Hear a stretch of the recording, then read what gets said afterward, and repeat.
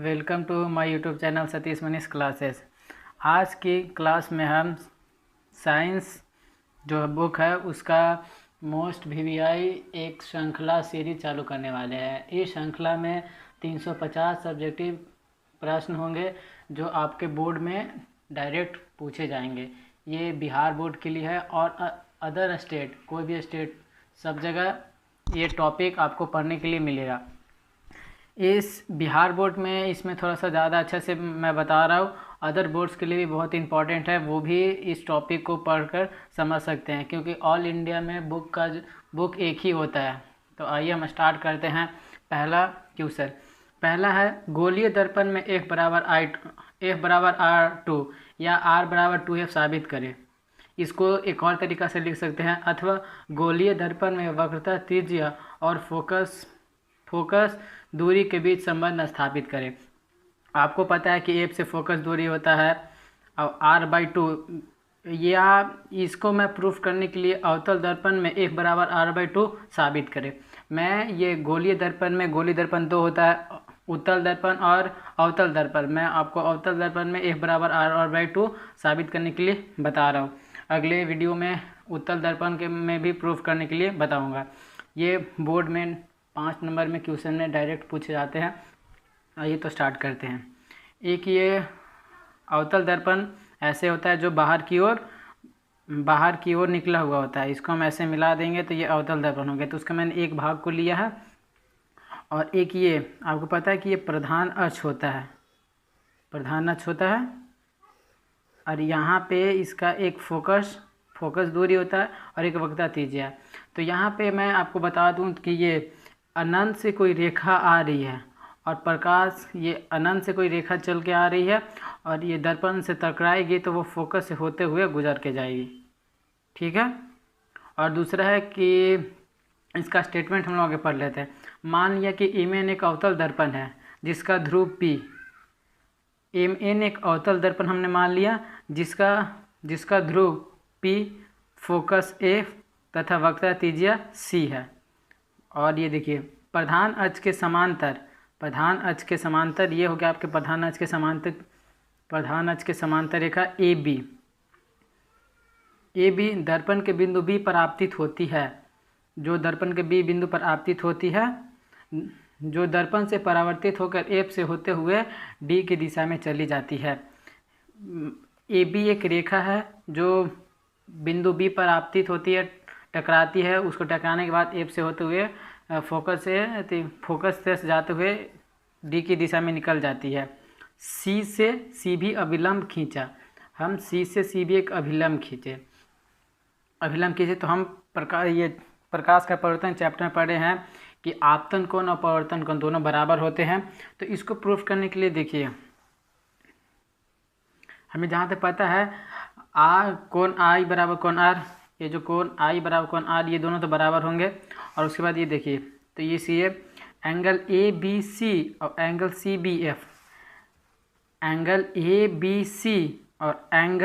CBF, ये जो angle है ये दोनों आपस में बराबर होंगे। कैसे बराबर होंगे? प्रकाश के परावर्तन के नियम से। दूसरा है एंगल ABC और एंगल BCF, ये कैसे हुआ कि दो समांतर रेखाओं को जब एक तिर्यक छेदी रेखा काटती है तो उसके एकांतर कोण बराबर होते हैं और संगत कोण भी बराबर होते हैं। तो ये एकांतर कोण से बराबर हो गया। इसको हमने समीकरण 1 मान लिया और इसको समीकरण हमने 2 मान लिया। अब समीकरण 1 और 2 में, समीकरण 1 में LHS दोनों का बराबर है तो RHS भी बराबर होगा। तो इसीलिए एंगल CBF बराबर एंगल BCF मैंने क्या बोलते हैं हो गया। अब देखिए एंगल CBF ये कोण R की ये कोण हो गया, और ये कोण के सामने वाला कौन सा भुजा है? CF है, तो हमने उसके सामने वाले भुजा CF लिख दिया। एंगल BCF ये हो गया I, इसके सामने वाला कौन सा भुजा है? इसके सामने भुजा है BF। हमने इसको समीकरण 3 मान लिया। और आगे देखते हैं।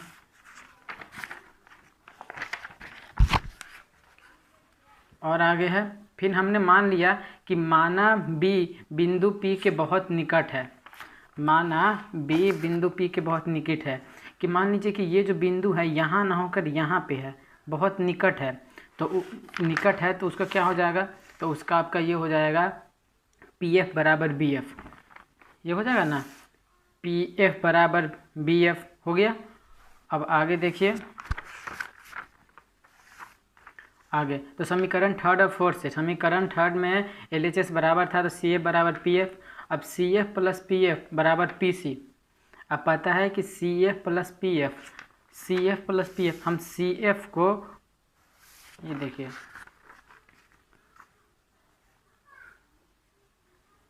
CF को हम PF लिख सकते हैं, तो यहाँ पे 2PF और इक्वल टू PC हो गया। अब 2PF हो गया और ये PC हो गया, और ये जो PF, तो आप यहाँ ध्यान से देखेंगे, ये जो PF है, PF अगर PF, तो ये इसको पता है कि हम यहाँ फोकस बोलते हैं इसको, यहाँ दो की दूरी फोकस होता है और यहाँ वक्र केंद्र होता है। तो यहाँ पे आपका हो गया टोटल F हो गया, और PC पूरा हो गया, तो ये R हो गया। तो आगे तो यही तो प्रूफ करना था, 2F बराबर R। अब हम इसको आपस में R को इधर लिया तो 2F हो गया, और हमको फोकस निकालना है तो फोकस निकालने के लिए R उधर जाएगा और बटा में 2 हो जाएगा, तो F बराबर R/2, यही प्रूफ करना था। अब देखेंगे कि ये जो क्वेश्चन आपको ये जैसे टिक मारा हुआ है, ये मैंने इसलिए लगाया है क्योंकि ये बिहार बोर्ड के 10 साल के क्वेश्चन पेपर में ये आपको 3 बार क्वेश्चन पूछ दिया है, चाहे फर्स्ट सिटिंग हो या सेकंड सिटिंग हो। आप चाहें तो क्वेश्चन बैंक से आप ये चेक कर सकते हैं कि ये दिया है कि नहीं। 3 बार ये बिहार बोर्ड में ये क्वेश्चन पूछ चुका है, इसलिए मोस्ट इम्पॉर्टेंट क्वेश्चन है, इसको आप ज़रूर देखें, ज़रूर प्रैक्टिस करें एक बार बना के।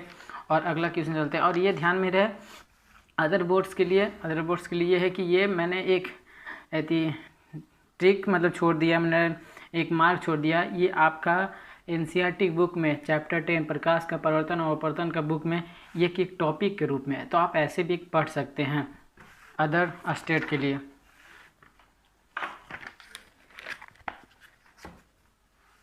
आइए दूसरा भी क्वेश्चन है चैप्टर 10 से, यह प्रकाश का परिवर्तन अपवर्तन से, जो NCERT बुक चलता है, जो ऑल इंडिया के लिए होता है, ऑल इंडिया अदर स्टेट सब के लिए होता है। तो और दूसरा स्टार्ट करते हैं। प्रकाश का परिवर्तन किसे कहते हैं, इसके नियमों को लिखे तथा किरण आरेख द्वारा दर्शाएं। तो हम प्रकाश का परिवर्तन को नियम को देखते हैं। प्रकाश का परिवर्तन किसे कहते हैं, तो प्रकाश का परिवर्तन जब किसी सतह से प्रकाश की किरणें टकरा कर वापस उसी माध्यम में लौट जाए उसे प्रकाश का परिवर्तन कहते हैं। देखिए, जब किसी सतह से प्रकाश की किरणें टकरा कर वापस उसी दिशा में मुड़ जाए तो उसे प्रकाश का परिवर्तन कहते हैं। प्रकाश के परिवर्तन के नियम, प्रकाश के परिवर्तन के 2 नियम होते हैं। अब ये देख लीजिए, ये भी क्वेश्चन 2 बार रिपीट हो चुका है बिहार बोर्ड में, और ये भी क्वेश्चन आया प्रकाश के परावर्तन के नियमों को लिखे। तो प्रकाश के परिवर्तन का नियम होता है आपतित किरण, परावर्तित किरण और आपतन बिंदु पर खींचा गया लंब तीनों एक ही समतल में होता है। जैसे ये हो गया, आपतित किरण, परावर्तित किरण और आपतन बिंदु पर खींचा गया लंब तीनों एक ही समतल में होता है। और इसका दूसरा नियम है आपतन कोण और परावर्तन कोण दोनों आपस में बराबर होता है, अर्थात साइन I बराबर कोण R। ये देख सकते हैं, आपतन कोण परावर्तन कोण, ये जो दोनों कोण होता है ना वो आपस में बराबर होता है। आप इसे अपना फेयर कॉपी में नोट्स करते जाएं। 350 प्रश्न हो इस श्रृंखला में, मैं बताऊंगा आपको, जो आपके बोर्ड के परीक्षा में डायरेक्ट पूछे जाएंगे। और अगला क्वेश्चन भी देखिए क्या बोलता है, ये भी चैप्टर 10 से, ये टॉपिक के रूप में प्रकाश का परिवर्तन और अपवर्तन। ये प्रकाश के अपवर्तन किसे कहते हैं, इसके नियमों को लिखे तथा किरण आरेख द्वारा दर्शाएं। ये हर बार मतलब चांस बहुत ज़्यादा रहता है कि आपको परीक्षा में पूछ लिया जाए। ये भी क्वेश्चन 2 बार रिपीट हो चुका है, तो VBI आप एक बार ज़रूर देख लें। आपको अगर नहीं विश्वास हो रहा तो आप एक बार क्वेश्चन बैंक उठाकर पढ़ जरूर लें। स्टार्ट करते हैं। जब कोई प्रकाश एक माध्यम से दूसरे माध्यम में जाती है तो इस क्रिया को प्रकाश का अपवर्तन कहा जाता है। प्रकाश का अपवर्तन किसी के, जब कोई प्रकाश एक माध्यम से दूसरे माध्यम में जाती है तो इस क्रिया को प्रकाश का अपवर्तन कहा जाता है। अगर हम इसका दूसरा डिफिनेशन दूसरे शब्दों में बोलना जाए तो दूसरे शब्दों में जब कोई प्रकाश की किरण विरल माध्यम से सघन माध्यम में जाती है तो वो अपने अभिलंब की ओर मुड़ जाती है। किंतु सघन माध्यम से विरल माध्यम में जाती है तो वो अपने अभिलंब से दूर हट जाती है। प्रकाश की दिशा में ऐसे परिवर्तन को ही प्रकाश का अपवर्तन कहा जाता है। ये आप देख लिए अपने अपने नोट्स में उतार लीजिएगा और साथ में डायग्राम बनाते चलिए। डायग्राम बनाने से बहुत कुछ समझ में आ जाता है। कॉपी अगर आप परीक्षा में बैठे तो कॉपी चेक करने वाले को सीधा पता चल जाता है। अब देखिए ये बोल रहा है, ये बोला था क्या था, जब कोई प्रकाश की किरण एक माध्यम से दूसरे माध्यम में जाती है तो वो अभिलंब की ओर मुड़ जाती है, और जब संघन माध्यम से विरल माध्यम में जाती है तो वो दूर हो जाती है। देखिए ये हो गया, ये विरल माध्यम है। अब विरल माध्यम से सघन माध्यम में जा रहे हैं तो इसको जाना चाहिए था ऐसे, पर जा रहा है ऐसे। और जब सघन माध्यम में प्रवेश करे तो इसको जाना चाहिए था अभिलंब से दूर, पर ये सट के जा रहा है। समझ में आ रहा है? तो आप एक बार फिगर देख लीजिए, ऐसे ही फिगर बनाइएगा, बहुत सही रहेगा। अब दूसरा है प्रकाश का अपवर्तन के नियम।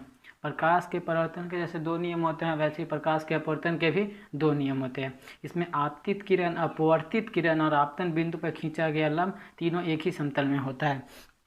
इसमें जो आपतित किरण है और वो जो अपवर्तित किरण, आपतन बिंदु पर खींचा गया लंब, तीनों एक ही समतल में होता है। और इसका दूसरा नियम बहुत इंपॉर्टेंट है, ये आपको परीक्षा में पूछ चुका है। और ये दूसरा, इस प्रकाश के अपवर्तन के नियम को स्नेल का नियम भी कहा जाता है।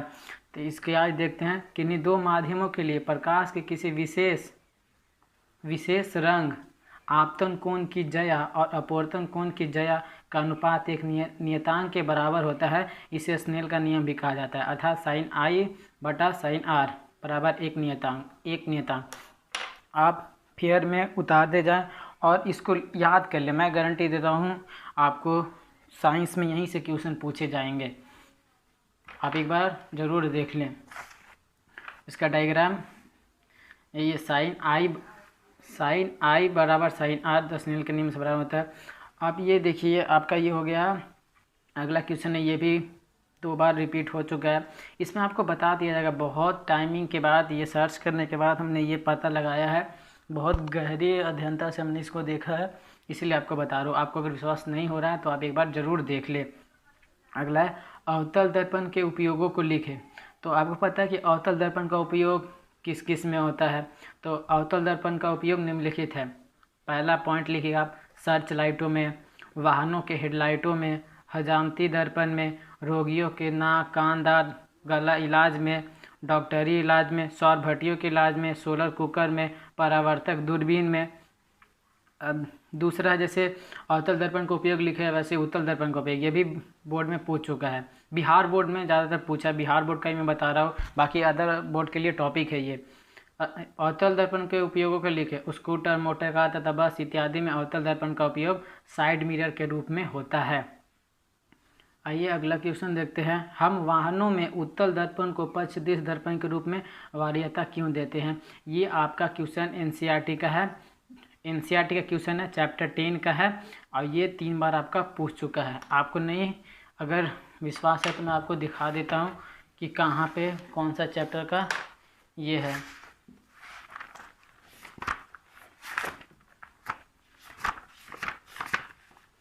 ये आपका प्रकाश का परावर्तन तथा अपवर्तन चैप्टर है।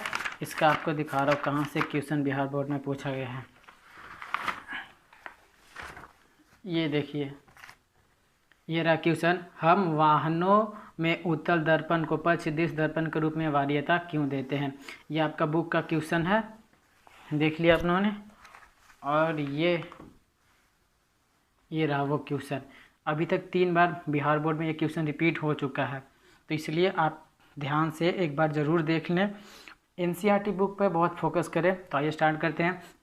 यहाँ पे थोड़ा छूट गया था, यहाँ होगा शुरू में उत्तल दर्पण वाहनों के पक्ष दिश दर्पण के रूप में किया जाता है। ये दर्पण वाहन के साइड मिरर और पीछे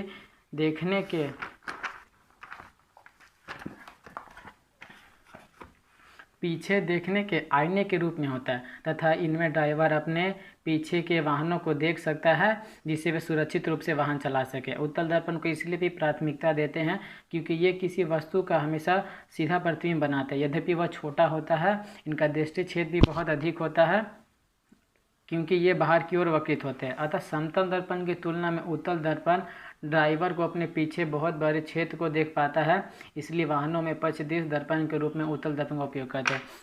उत्तल दर्पण की ये खासियत होती है कि वो हमेशा सीधा प्रतिबिंब बनाता है, जिससे बस ड्राइवर होते हैं वो अपने के पीछे की ओर जितने भी गाड़ी होते हैं उन्हें छोटे रूप में देख सकते हैं। तो इसमें इतना ही क्वेश्चन मैं रख रहा हूँ, वीडियो ज़्यादा लंबा नहीं हो जाए, आगे मैं आप लोग को और बताते रहूँगा। इस सीरीज़ में 350 क्वेश्चन हैं जो आपके बोर्ड के परीक्षा में है, चाहे अदर बिहार स्टेट हो, झारखंड, यूपी, कहीं का भी हो, आपका क्वेश्चन यहीं से आएगा, इसी टॉपिक से आएगा। आप इसको एक बार नोट्स में ज़रूर पढ़ ले, बना ले। इस चैनल पे आपको साइंस की पूरी मैथ, हिंदी, संस्कृत सब की आपको सेपरेट वीडियो बनाकर समझाकर बता दी जाएगी। आप इसको एक बार कॉपी में लिख ले और फिर उसके बाद प्रैक्टिस करके देख ले। और आपको ये भी बताया जाएगा कि कैसे कैसे बुक रीडिंग देना है, कहाँ कहाँ से क्या पढ़ना है, कौन सा बुक से कौन सा टॉपिक पढ़ना है आपको, ये सब आपको बताया जाएगा। इसी चैनल पे आपको मैं साइंस का 15 चैप्टर का पूरा कंप्लीट